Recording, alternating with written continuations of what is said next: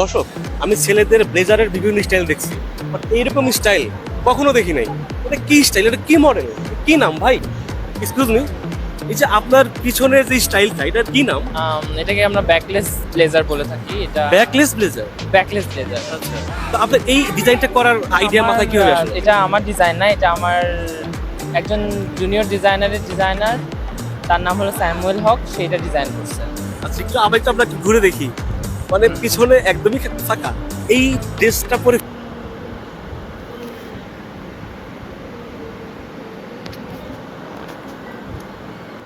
আপনার মনে করেন যে এই যে পোশাকটা কিনলো বুঝছেন, আমি তো মনে করেন যে পিছিয়ে দেখে মনে করছি এটা কোনো হলিউডের বা বলিউডের কোনো নায়িকা।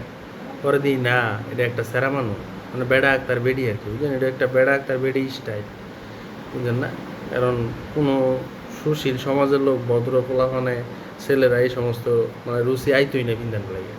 আর হ্যাঁ, কোন লেভেলের মাইকিয়া এটা তো আপনারা বুঝতে পারছেন, বুঝলেন না?